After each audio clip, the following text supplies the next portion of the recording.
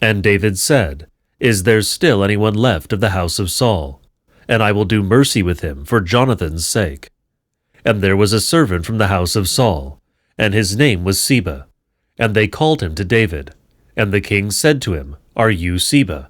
And he said, I am your slave. And the king said, Is there still a man remaining from the house of Saul? And I will do with him divine mercy. And Siba said to the king, There is still a son of Jonathan injured in the feet.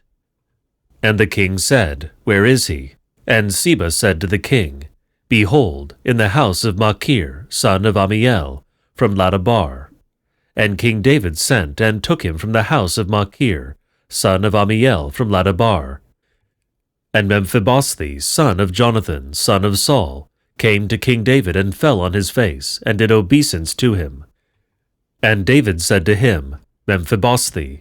And he said, Behold your slave. And David said to him, Do not be afraid, for doing I will do mercy with you on account of your father Jonathan, and I will restore to you every field of Saul, father of your father, and you shall eat bread at my table always. And Mephibosheth did obeisance and said, Who am I, your slave, that you looked upon a dead dog like me? And the king called Saul's lad Siba and said to him, All that belongs to Saul and to his whole house I have given to your master's son, and you shall till the land for him, you and your sons and your slaves, and you shall bring in food to your master's son, and he shall eat it, and your master's son Mephibosheth shall always eat bread at my table. And Siba had 15 sons and 20 slaves. And Siba said to the king, According to all that my lord the king has commanded his slave, so your slave will do. And Mephibosheth used to eat at David's table, like one of the king's sons. And Mephibosheth had a young son, and his name was Micah. And all the household of Siba's house became Mephibosheth's slaves. And Mephibosheth was living in Jerusalem, for he always used to eat at the king's table. And he was lame in both his feet. And it happened after these things, that the king of the sons of Ammon died, and his son Hanun reigned in his stead. And David said, I will do mercy with Hanun son of Naas, just as his father did mercy with me. And David sent by the hand of his slaves to comfort him concerning his father. And David's servants came into the land of the sons of Ammon. And the rulers of the sons of Ammon said to their lord Hanun, Was it from David's glorifying your father before you, that he sent comforters to you? But has not David sent his servants to you to search the city, and to spy it out, and in order to survey it? And Hanun took David's servants and shaved their beards, and cut their woolen cloaks in half up to their hips, and sent them away. And they told David about the men, and he sent for a meeting with them, for the men were very insulted. And the king said, Settle at Jericho until your beards grow, and you shall return. And the sons of Ammon saw that the people of David were put to shame. And the sons of Ammon sent and hired Syria of Baith-rub, 20,000 foot soldiers, and the king of Maacah, 1,000 men, and Istob, 12,000 men. And David heard and sent Joab and the entire force, the mighty ones. And the sons of Ammon came out and prepared for battle, near the door of the gate. And Syria of Suba, and Rub and Istob, and Maacah were by themselves in open country. And Joab saw that there was a front of the battle against him both in front and in the rear. And he chose from the young men of Israel, and arrayed them opposite Syria. And the rest of the people he put in the hand of his brother Abessa. And he arrayed them opposite the sons of Ammon. And he said, If Syria is too strong for me, then you shall be a deliverance to me. And if the sons of Ammon are too strong for you, then we will be to save you.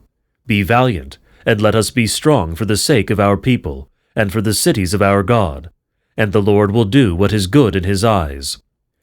And Joab and his people with him moved forward into battle against Syria, and they fled from before him.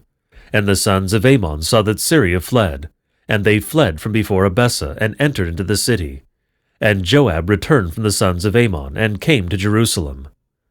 And Syria saw that they fell before Israel, and they gathered themselves together. And Hadrazar sent and gathered Syria, who was from beyond the river Kalamach, and they came, Hilam and Sobach.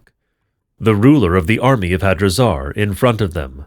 And it was told David, and he gathered all Israel together, and crossed the Jordan, and came to Hilam. And Syria arrayed itself against David, and fought with him. And Syria fled from before Israel. And David destroyed of Syria 700 chariots, and 40,000 horsemen, and smote Sobak, the commander of their force, and he died. And all the kings who were slaves of Hadrazar saw that they stumbled before Israel, and they deserted to Israel, and became subject to them. And Syria was afraid to save the sons of Ammon again. And it happened after the year had turned, at the time of the going out of kings, David also sent Joab and his servants with him and all Israel, and they destroyed the sons of Ammon, and took up position against Rabbath, and David sat in Jerusalem.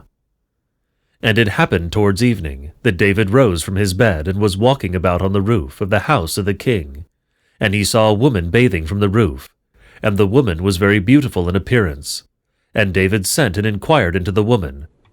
And he said, Is this not Bersabee, daughter of Eliab, wife of Uriah the Hittite? And David sent messengers and took her, and she went into him, and he lay with her. And she was purifying herself from her uncleanness. And she returned to her house, and the woman conceived. And when she sent, she told David and said, I am pregnant. And David sent to Joab, saying, Send me Uriah the Hittite. And Joab sent Uriah to David. And Uriah came and went into him. And David inquired after the peace of Joab, and after the peace of the people, and after the peace of the war.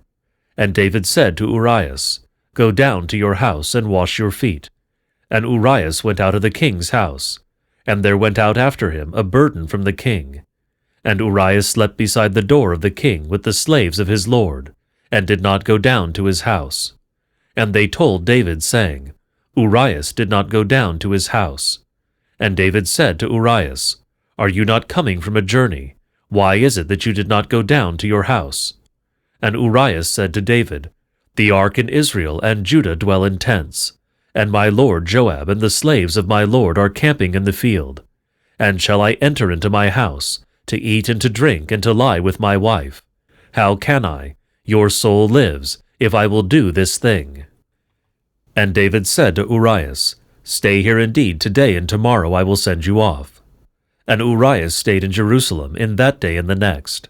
And David invited him, and he ate in his presence and drank, and he made him drunk. And in the evening he went out to lie on his bed with the slaves of his lord, but he did not go down to his house. And it happened in the morning that David wrote a document to Joab, and sent it by the hand of Uriah. And he wrote in the document, saying, Lead Uriah opposite the hardest fighting, and you shall draw back from behind him, and he will be struck and will die. And it happened, as Joab was keeping watch on the city, that he assigned Uriah to the place where he knew that men of power were there. And the men of the city came out and were fighting with Joab, and some of the people of the slaves of David fell, and indeed Uriah the Hittite died. And Joab sent and told David all the news of the fighting, and he commanded the messenger, saying, When you have finished telling the king all the news of the fighting, and it shall be, if the anger of the king rises and he says to you, Why is it that you went so near the city to fight? Did you not know that they would shoot from the top of the wall? Who struck Abimelech, son of Jerubbaal? Did not a woman throw a piece of millstone on him from the top of the wall, and he died at Tamasi? Why did you draw so near the wall? And you shall say, And indeed Uriah your slave the Hittite died. And the messenger of Joab went to the king in Jerusalem, and came and told David all that Joab had told him, all the news of the fighting.